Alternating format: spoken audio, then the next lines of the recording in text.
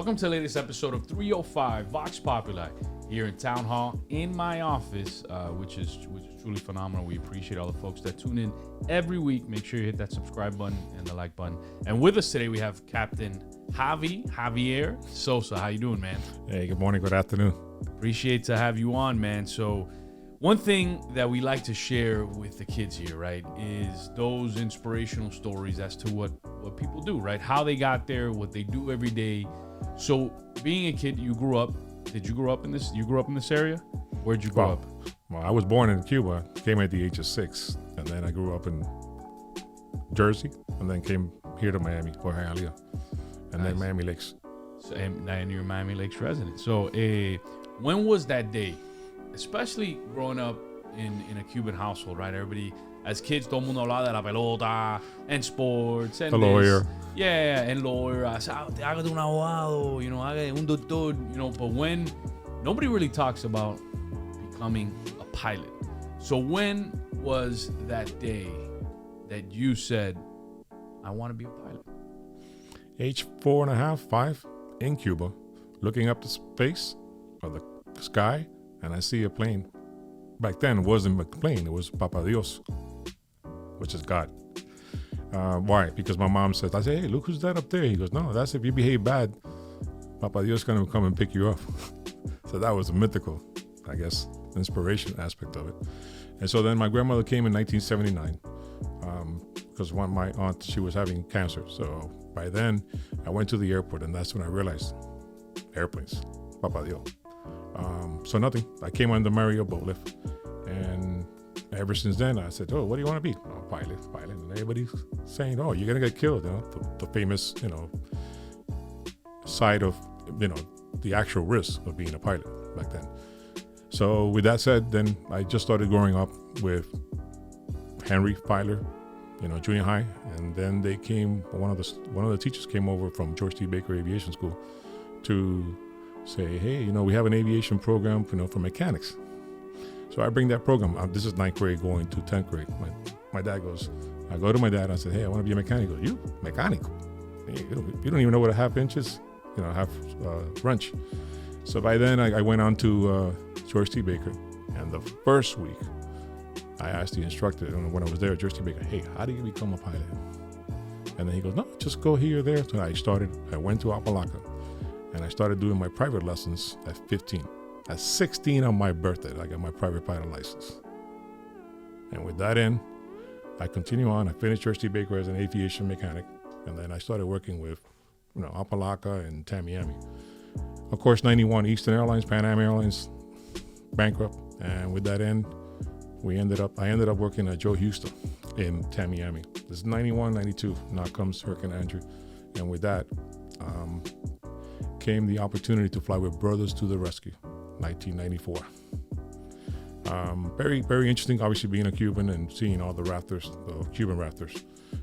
So I did a lot of search and rescue with them. Nothing to do with politics. I was just 16, 17 years old. So I was just trying to get my license, my hours. And, with that said, I continue on, went to Dade, got my degrees from, Miami-Dade Aviation. And then I got a scholarship with McDonnell Douglas in St. Louis. The first 2-year program out of Miami-Dade. I came out of the Miami Herald. I was like, okay, cool.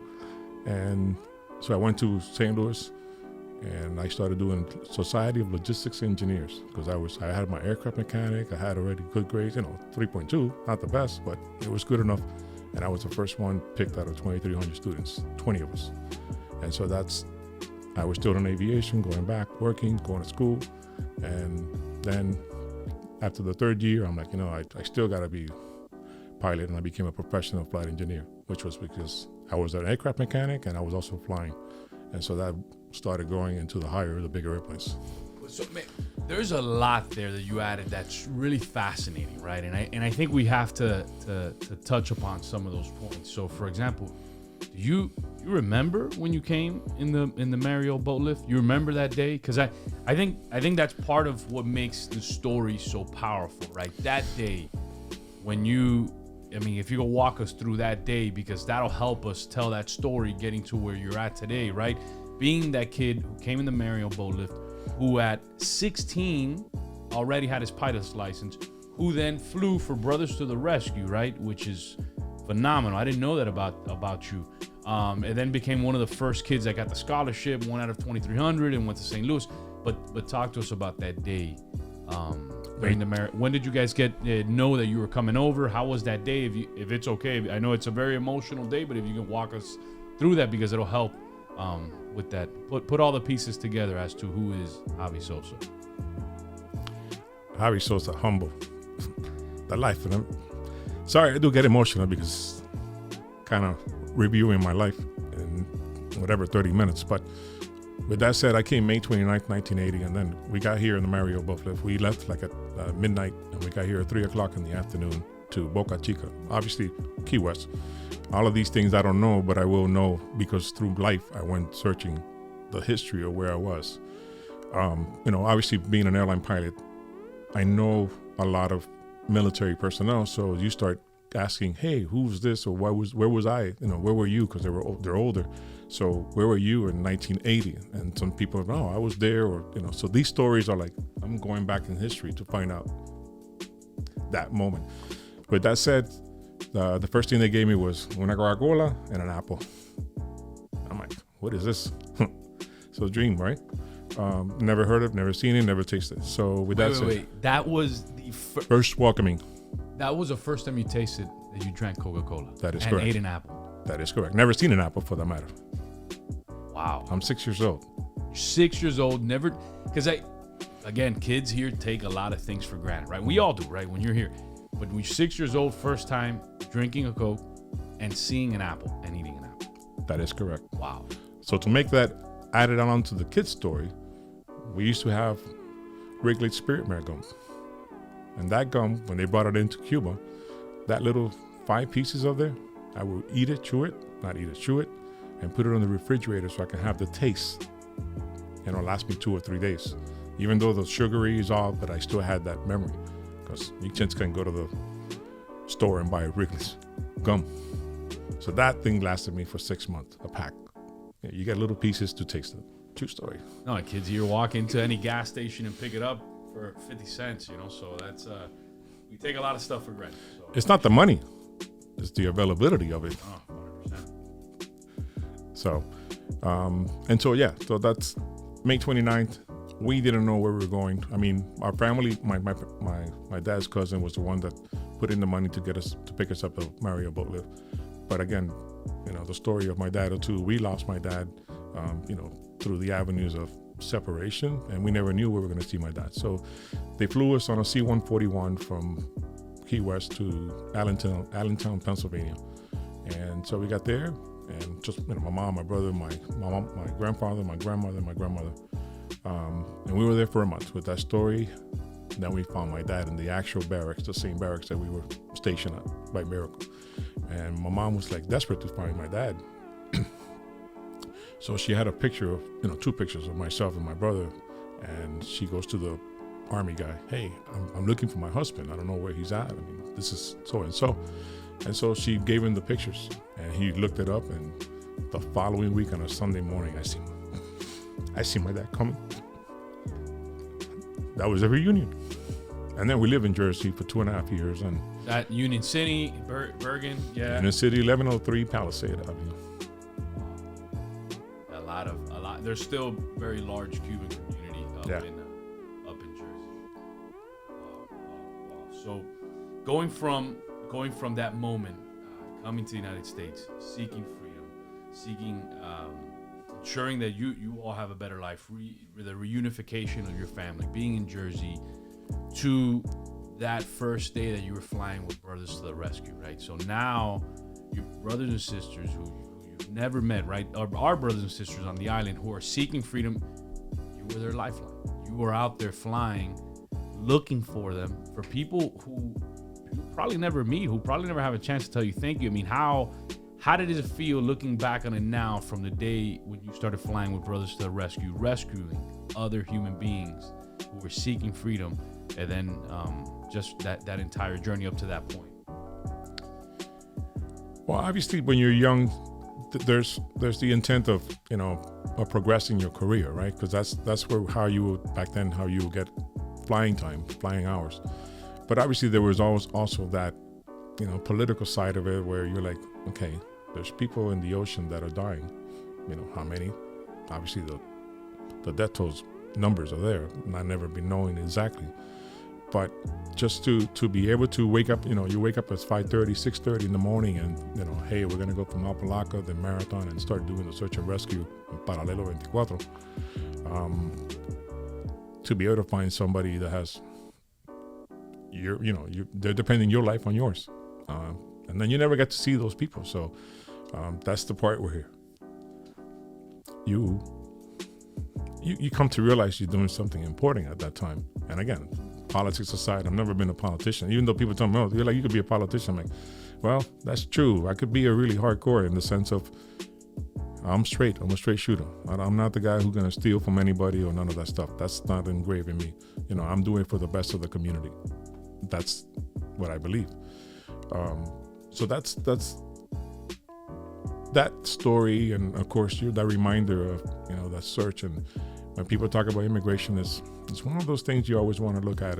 How is it legal, not legal? I mean, obviously what is a human, legal or not legal? I mean, it's not like they came from aliens. No, but think about it. When you were flying over and they were lost at sea with no water, with no food, who were on their last lifeline, did you ever see when you would fly over that joy of them saying, "Man, thank you"? Waving. I mean, do you remember some of those that you can share with us? Do I remember or do I have pictures? Wow. I have pictures. We used to pick up people in Cape South, which is a Bahamian island. And I see that island every time I fly. Like last week, I'm like, I never used to see where even Cape South was, because it's one of the things you don't pay attention. You're young again. But then as you older, you have more time to recollect, oh, this is what Cape South is. This is in the middle of nowhere. And so if these families never got picked up, that's it. I mean, where do they go? Where do they end up? In the ocean. And so, remember, search and rescue, you're doing it at around 300 feet, 400 feet, because you can't do it too high, because if it's too high, you lose a person through the waves. So you have to do it at kind of like eye level to be able to see that little scope of grain of salt in the middle of the ocean. And if you lose it, they're gone. So that glorified moment that you find somebody, oh yeah, but now you got to stay around that pattern, then obviously we'll call the Coast Guard and, give them the coordinates and be able to pick them up.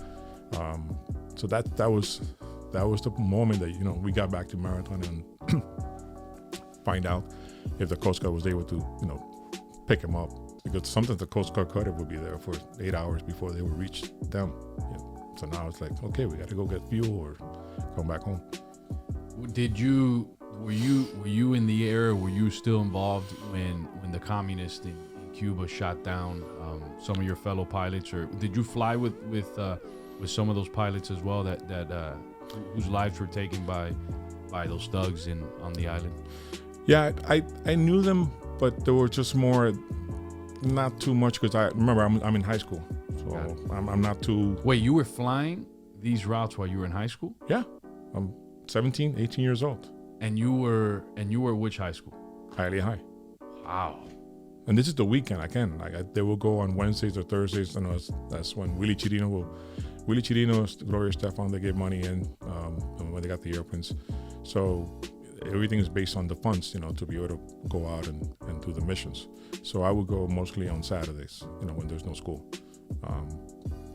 And yeah, I did meet Roque, when he was we went to Washington, D.C., my mom, about, again, the rescue, the Cuban situation. And again, I was not in the politics aspect of it. It was just more since I was in the group. There were many things maybe I didn't know because I'm young. So 17 years old, yeah. So again, it wasn't on my end. It was more like on the human side. Whether communist or not communist, you're doing it for what you love. And aviation is my love since 4.5. God bless their souls. They gave their lives for an incredible cause, and they're always remembered forever in our hearts. So as you go forward in your career, right? You leave high school, you worked at Pan Am, at Eastern. No, I worked. No, I worked at In Tamiami and in Opa-locka as a mechanic. As a mechanic. And then when was your first big gig in the commercial world? When did you first fly that first 747? Because that's a big deal, right? 727. The 727. Going from a Cessna to, and now the big boys. Now I'm in the big leagues. How was that transition? What was that first shot where they called you like, you're jumping in today. Let's go. Well, it doesn't work in that end like that, but it's obviously you're creating yourself. You're creating a resume, and with that resume it comes the aspect of the time. So I was a mechanic. I came out of St. Louis. I could have had a job at Boeing. Boeing bought McDonnell Douglas back in 1996. So I still wanted to fly. I could have been an engineer. I don't know where would I be right now with Boeing, but I chose the flying aspect. So I said, okay, I'm going to go. I went to Carnival Airlines, Carnival Cruise Line, Carnival Airlines. You had an airline? Oh, yeah. I didn't know that. Oh, yeah. Yeah, I mean, Mickey Harrison owned the airline. Well, at least was the name on it. So Carnival Airlines had it's called a PDP, Pilot Development Program. And so I was able to collect $8,500 to pay for that course. And basically what it was is you get 20 hours of flight engineer, because again, I was an aircraft mechanic. You get 20 hours as a flight engineer, and now you can start getting, knocking on people's door to fly a 727 as a PFE, professional flight engineer, as an aircraft mechanic. And, pilot too, but you're not flying as a right seat, in the actual cockpit. You're in the cockpit, but you're not actually flying the airplane. You're an engineer. So with that said, that's what got me in. I went to Carnival in Fort Lauderdale, got my license, and then a week later, I got a call from Nations Air. They were out of Savannah, Georgia. And they said, okay, here's your job. December 8th, 1997. That's when I got a hire with Nations Air. Again, I'm 22, 23 years old, and I'm now living the dream. Still going to school, still trying to get my, my 4-year degree.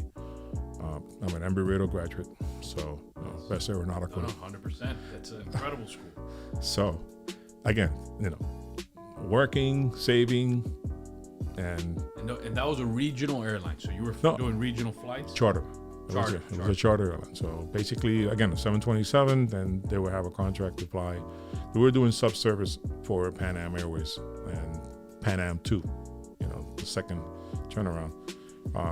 And so we would go from New York to Santo Domingo, or New York to Jamaica, Montego Bay, Chicago. And so we flew their routes, but it was the actual Pan Am who hired us to do their flights. It's called subservice. It's very, very common in the airline business.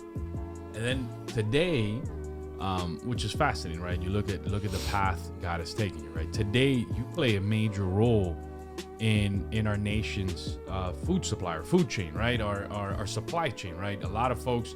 And I remember meeting you, and that's what makes Miami Lakes really great. I remember meeting you at our kids play flag football together, and you and I just talking, and I was just fascinated. And you were talking to me about air turbulence, this and that, and we hit it off, and we've been friends ever since. And I remember you sharing with me what you do, and I thought it was so fascinating because a lot of people don't understand how food gets on their plate, right? How food gets here. So talk to us about what you do today, and again, that's a major portion of our food supply here in Florida, in the U.S., in the Caribbean. Every day that you wake up, you get a call, and where do you go and what do you take? Like the last flight that you took, where did you go and what did you take there and what did you take back? Just yesterday. What did you do? I went to San Juan, Puerto Rico. So we fly a lot of the packages for Amazon. It's not an Amazon flight; it's our own flight, but we do a lot of anything that people want to take to Puerto Rico, just regular shipping. So from there on, we fly to Paramaribo, Suriname. And where is that? South America. A lot of people are not be known to that country, but with that said, so we go there and pick up fish. What kind of fish? Groupers, and what's the other? I'm trying to think now. It's another. I forgot the other fish. But how many pounds? Oh no, this is 110,000, 120,000 pounds of fish, and it's just fish. So and when that fish lands here, that goes throughout the whole country or the world. Wow. Yeah, I mean they come in boxes like coolers, like igloo coolers. They look like caskets, and that they have ice on them, and to keep them fresh. So we'll pick them up from Suriname, we'll bring them over here to Miami, and then from Miami there comes some distributor, and they start distributing through either the South Florida market, but mostly goes out all over the country, to wherever the seafood restaurants want fresh fish. And then, so it goes from being picked up at a boat at 5 a.m, delivered to the airport, 5-hour flight, get through customs, and go to another flight anywhere in the world, wherever it goes. So within 24 hours, that fish can go from there to on your plate somewhere. That's really cool. And then, all right, so San Juan, Puerto Rico, you take a lot of packages, right? Yeah. Amazon. Suriname, fish. Grouper mainly, and some other types of fish. Yeah. All right, what other countries? You got Lima. What do you take, or what do you pick up? Well, we take everything that again normal families will take to Peru, or South America, Central America. So we'll take anything. You got car engines. You have wheat. Actually, on the other way around, from Lima we picked up a lot of asparagus, but also sometimes we pick up dynamites. Wow. For the mines. So they have some chemicals, and then we bring them. Obviously, they have detonators separate. Yeah. So it's hazardous material and stuff like that. So how much asparagus do you guys? Again, it's 100,000 pounds. Yeah, 100,000, 120,000 pounds. And again, that's the asparagus that is sold at all of our grocery stores, at our restaurants. So yeah. So all right, so you go. So Lima, we know what you bring back. What other country? Well, Colombia, obviously flowers, very known for flowers. Chile, we started doing. So Chile flowers, and that I know one of the biggest distributors, a lot of the largest distributors in the U.S. for flowers are in South Florida. So you bring them here, then they distribute out throughout the country. So when you walk into a CVS, a Walmart, anywhere, and you buy flowers, that's it. Obviously, there's all the airlines who fly. And how much? And that you have the entire set. Is it a 727? 767. 767 full of flowers. Yeah. All types, sunflowers, roses. Well, they have most of the roses, and I don't know what flowers. They just put them in there, and we just fly it. But it's especially when it comes Valentine's, Mother's Day, Father's Day. That's typical when we go down and pick it up. And what's the other one? You had mentioned another one. Well, you have now, we're doing Chile, Santiago. Same thing, fish, salmon. That's a lot of fish that we bring. At Peru also too, we bring mangoes. They're very big into mangoes. And then we go to Costa Rica, Panama, Kingston, Santo Domingo. We bring peppers, a lot of como chile peppers. So it's and then mamoncillos. So the mamoncillos that we see aquí, I remember as a kid they would sell them on the street, and we pick them up. That's interesting. So I think it's a really cool aspect of our nation's supply chain, right? I'm gonna hand it over to. Wanted to take a moment to thank all of our sponsors who make 305 Vox Populi possible. La Diosa. You been at La Diosa? No. Oh, you gotta check it out, man. That's a new Mexican spot that took over where the old Beverly Hills is at. I think we have some burrito birria out there, which is these burritos that are wrapped with manchego cheese, like fire, beyond fire. Really? Yeah. Right after this, we got to get you some of that. 7321 Miami Lakes Drive, 305-381-5095. Thanks, Chef Gio. We appreciate you. Miami Lakes Automall, they provided the seed money to start this. They believed in us so much that they were the ones to do this. Thank you, Fred. They're located at 16600 Northwest 57th Avenue, Miami Lakes, 305-455-3510. Jav, what do you think about the mural, bro? What do you think? No, I was impressed. I'm like, wait a minute, this sounds like a man cave, which is something that I need in my house. So that's Grisel Gajano, who put this together, school counselor during the day. Incredible artist in the afternoons and nights. Her number is 786-353-8608. Shout out to Enrique Santos. He donated the Roadcaster that helps make this episode possible. So Enrique's a good man. And Matter Lakes Broadcasting, last but not least. 120 students, 2 incredible teachers. You have Brent, Abetico, who are helping inspire that next generation of students to get involved, because this is the future, right? Telling people stories and putting those videos together. So thank you all. I'm gonna hand it over to Albert and Brent. I'm sure they're pretty fascinated about this. So I know they got some questions lined up for you. Then we turn it over to you, and you get to ask 2 questions. And then we do some closing. But for right now, They got some questions lined up for you. All right, so when I was a kid, I wanted to be a pilot, like so bad. But well, I got a bunch of questions, but I'm just gonna do two just for the time's sake. So my favorite one, it's what's your worst flight experience that you've had?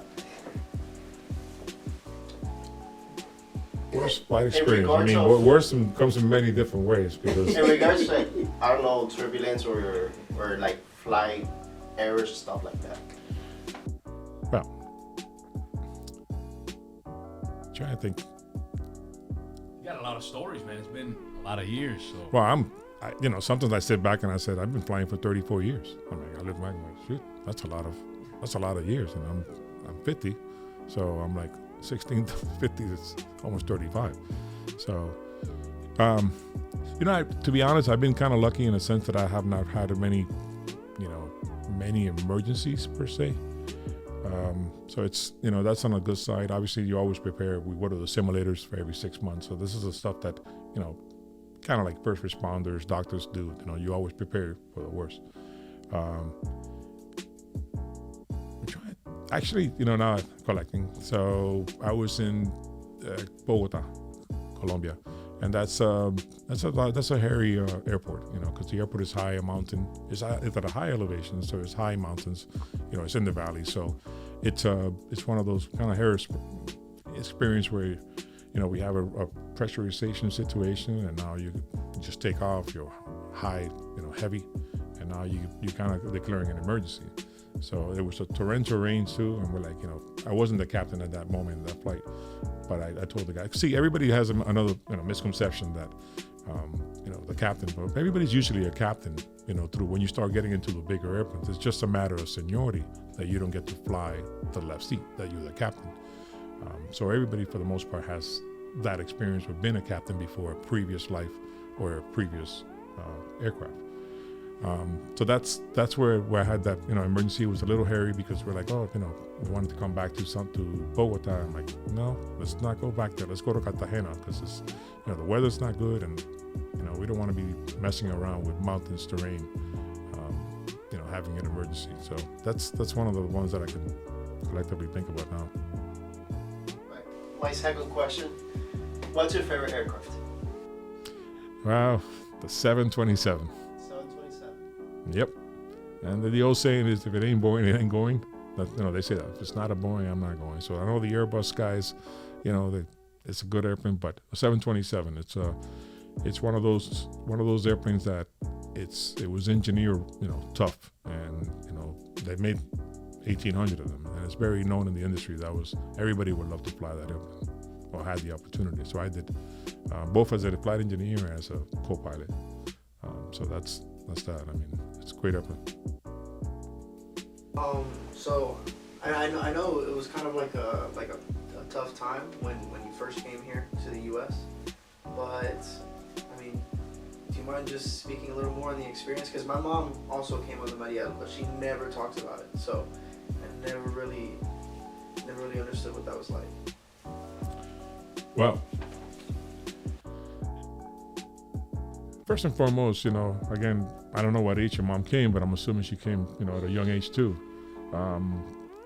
That whole notion, because we spent 7 days in, I think it was, no me acuerdo si era Calixto Garcia, no, El Fontan. El Fontan was a hospital, and there was an area there that we were there.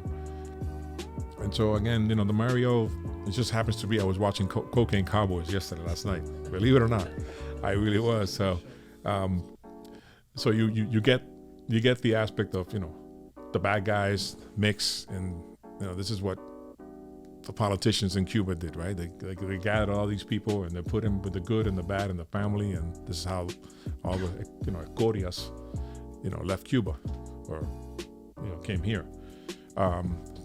So the biggest thing was spending 7 days in El Fontan. Again, basically the day that they picked us up, it was at 3:00 in the morning. We didn't know they were going to come and pick us up. Meaning who? The police or the local watch. What do you call the watch? I know in Cuba they have the local committee, La CDR. los chivatones Basically, yeah. del neighborhood. Exacto. Y entonces venían y te decían, okay, hey, te vienen a recoger. And so, we left our house. I mean, think about, you got 10 minutes to pick up whatever you have, underwear, this or that, and it was unexpected what you're going to do or where you're going. So they came, they transported us, and we ended up in El Fontan, and now we basically have no money. They would sell us a little piece of a box like this. I remember white, and it was like $8 or something. And my mom would go and try to negotiate with somebody for something that, like, hey, you're in the middle of a camp. You couldn't go out. Era una prisión or jail.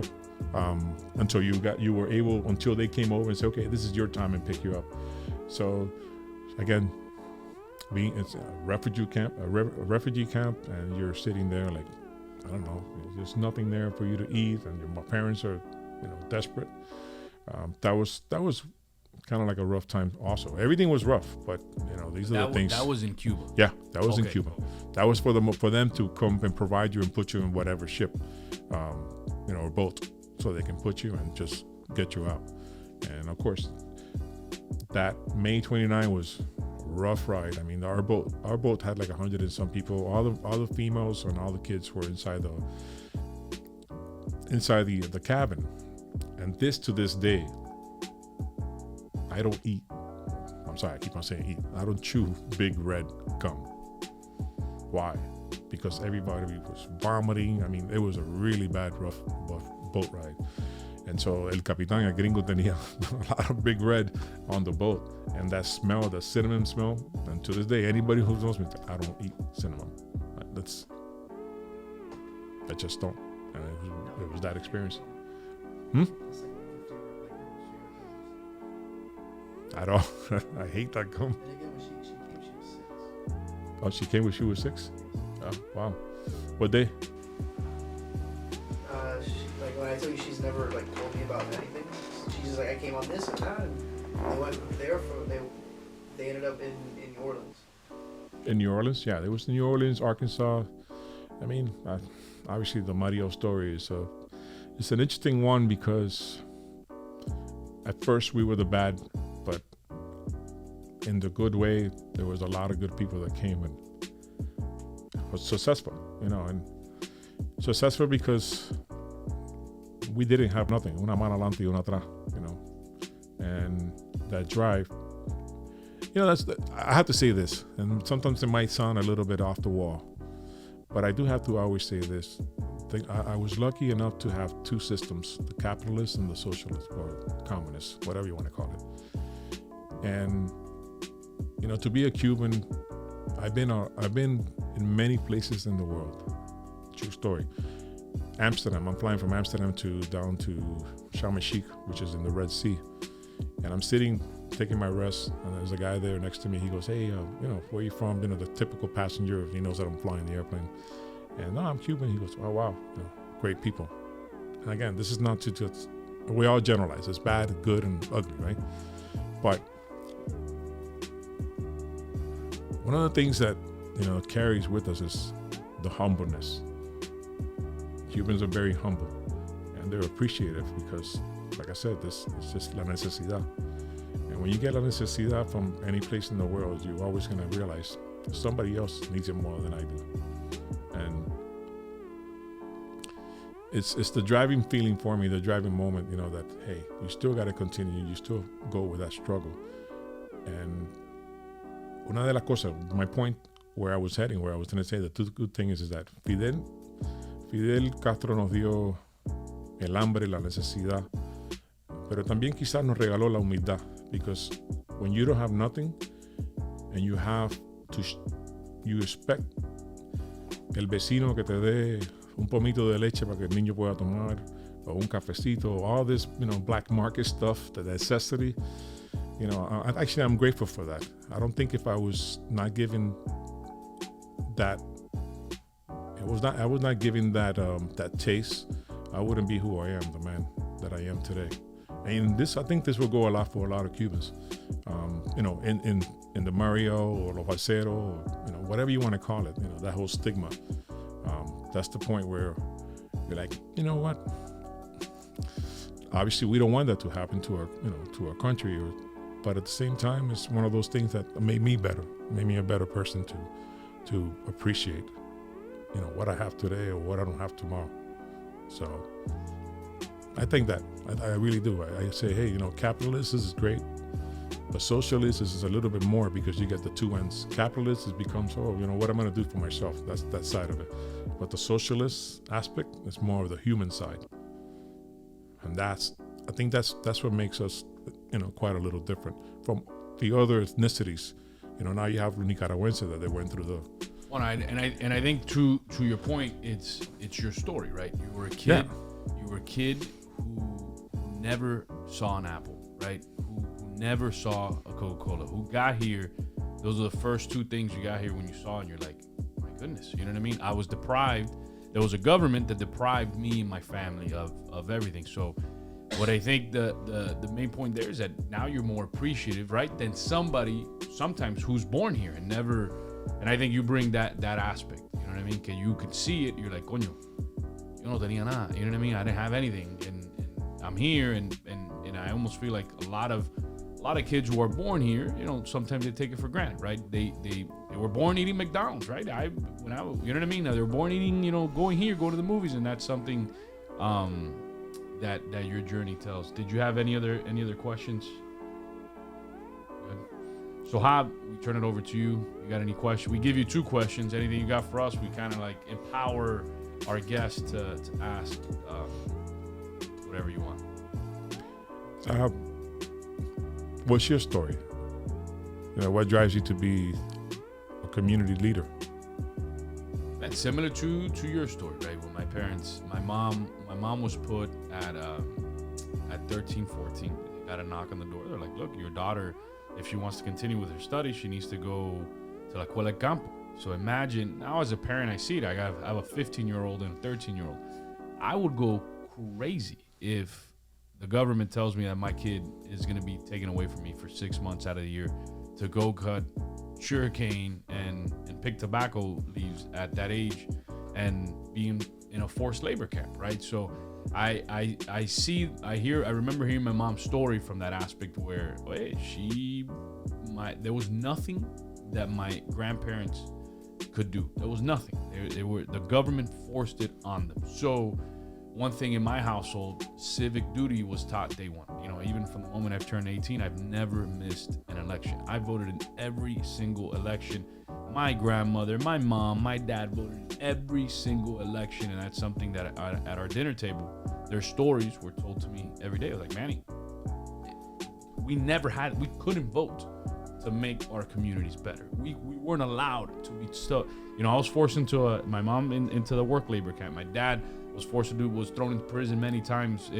So both of my parents were like, look, you have to participate. And that just kind of built up my love for it. I remember just sitting in my parents' living room with all of them watching Que Pasa USA, you know what I mean? And like that showed the impact that it had on my life, you know what I mean? And as a kid, and those are things, dreams and aspirations, that were taken away from them. So I was like, dude, you have to be part of the solution.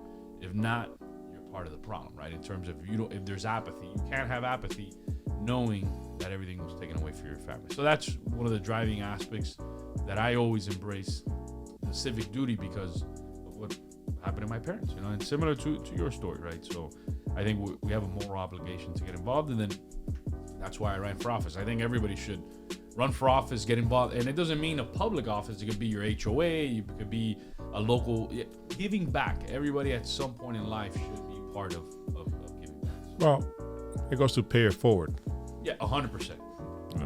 Being part of whatever it is. Like you said, we met through the football, and being able to give the kids back, because at the end of the day, somebody gave us some kind of lecture, whether good or bad. Somebody gave us in a good way, to make us, man or grow up. So that's that side of it. I agree. You got to be civically, and a lot of people always think it's money, but not money, guys.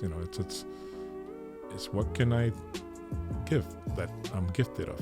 Listen, you live one life, right? You got to leave a positive impact. So I have one more question. We give you one more. You got one more opportunity to ask us whatever you want. Who's your role model? Oh, Other than mom and dad, obviously, grandma. So I only had one grandparent growing up, and to be honest with you, I met my grandfather maybe twice, and he ended up he passed away. My never had a grandmother on my dad's side. And then my grandfather, my dad's side passed away before I was born. So I had one grandparent, and I remember just her sacrifice for everything. I mean, when I first ran for office, she gave me the Cuban grandmother high five, which was like, she snuck me the $20 in the hand. And I'm like, abuela, que tapa, she's like, wait. But then I think about it, I'm like, wait a second. My grandmother barely, compared to what we make, right? Now today, all of us, they barely made ends meet. They barely made money. But they always kept, her grandkids, her family, like that was like priority. So like, to me, she said, ven pa' acá. So that's something, she gave me the fight. Lo miré, era como like $20, $50, whatever. But it was like her, oye, yo quiero que tú hagas. You know what I mean? So unfortunately, she saw me win when I was a councilman. Fortunately, she passed away right before the election for mayor, which to this day hurts because she never got to see that. But yeah, she was that immense example in my life that, oye, pinchando, working every day. Like the day she got here, she didn't know English. She literally walked in East Hialeah to these warehouses, didn't know anybody. Tocó la puerta. It's like, hey, I'm ready to work.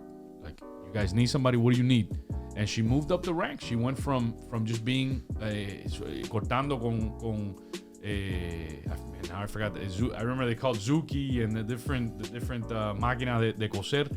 And she went from doing that to doing the actual, like the samples. Like she was the main person in a lot of these factories that would do the main sample, and she taught everybody else how to do it. And like I was always super proud of her, you know what I mean? Of everything she was able to accomplish and everything she went through. But till the end, always taking care of us, always with a loving heart. And she was somebody that in the 6th grade, her family was like, hey, you need to leave school. You need to watch your brothers and sisters. You need to wake up in the morning. You need to go.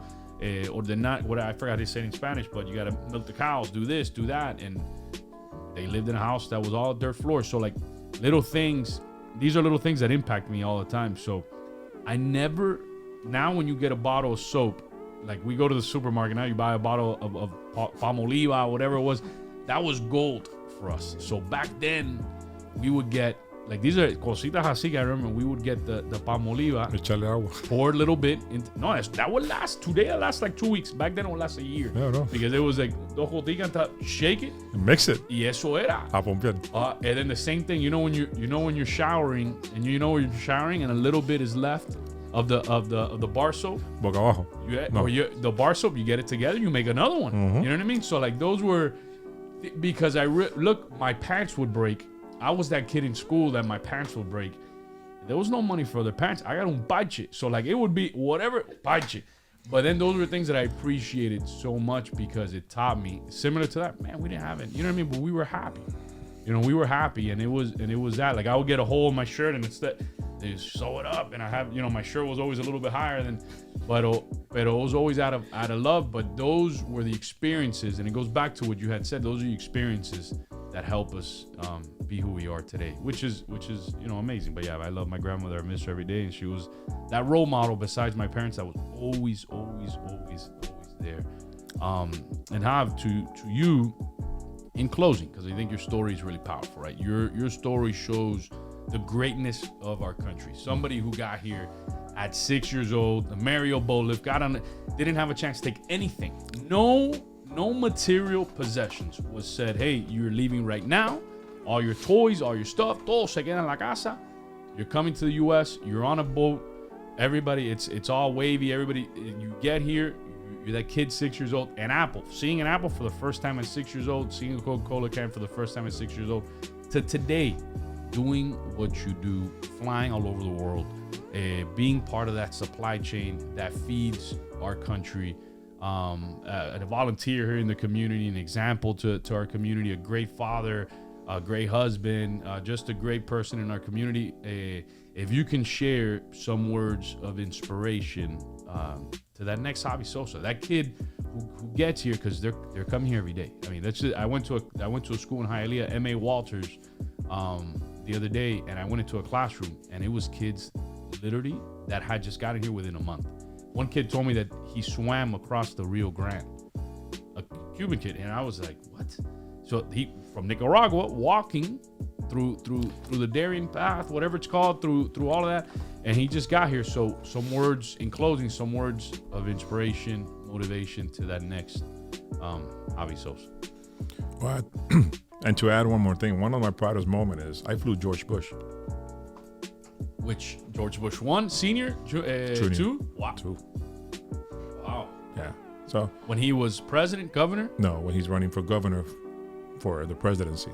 So again, every time you have a president that is running for the presidency, when they start, past the primaries and all that stuff. I don't know the politics, but when they start running their campaigns, so they got to fly to every city. So, Miami, I flew from Miami Air for 16, 17 years. So we flew a lot of the professional teams, the basketball team. But, George Bush was one of them.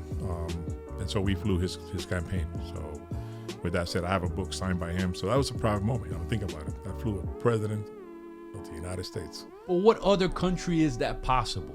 Where you're a kid who comes here in the Marriott at 6 years old, and you're flying literally somebody who becomes the leader of the world. Nowhere else does that happen. And I think your story, that just puts the icing on the cake.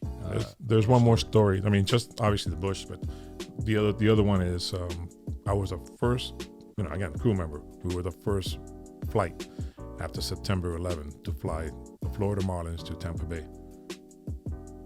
That was something, another history in the making of that, and that's a proud moment in the sense, wow, sad story for our country, but again, the rejuvenation of, hey, things are bad, but we're gonna come back, and to add on to that closing is, like my grandmother would always say, "Patrani pa coger impulso," and that always drives every day. There's a little struggle, right? But I always tell my kids, I said, look, at the end of the day, I got the pleasure to be in the best view in the world. But I wake up and I see that sunrise, and it's amazing, or the sunset. To be at 3 a.m. and 5 a.m, you start seeing the crest of the sun, and being able, wow, it's just another day. The sun's gonna keep on rising the next day. So whatever happens in my own personal life, and I tell people, mañana es otro día, and just wake up with that side of it. It's like, it's gonna be okay. Whatever you think, it's gonna be all right. And again, I used to go to Montego Bay, and I tell my kids, I have it there because now I'm playing for him, Bob Marley. And I said, look, I used to go to Montego Bay from New York, and we would land at 8 o'clock in the morning, and I would go to the Holiday Inn in Montego Bay, and the guy would pick us up on this Jeep, the crew, and we will clear customs, and now he will get on the Jeep and every little thing is gonna be, Bob Marley, one love. And I'm like, now I'm giving this to my kid because sometimes they have these struggles. And I said, look, Bobby, listen to this. Everything is gonna be all right. And that experience of an airline pilot, I mean, I've been in 123 countries, so I've been all over the world. I have that pleasure. And that experience of being able to see the world, and I still want to see it more. Because wherever you go, there's something new for me to, appreciate. And I'm not talking about just, a lot of people say, what's your best country to go to? Or, fly or whatever. I'm like, man, that's a challenge no matter what. The world is beautiful. But in closing for the kids or the audience, every one of us have a story. What do we want to make out of it? At the end of the day, we're 8 billion people in this country, or in the world, and 350 million people that live in this country are the top 1% of the world's populations. That's income or whatever you want to call it. So don't look at next door and say, no tengo esto, no tengo lo otro. Listen, you want to come to this country and be somebody better, right?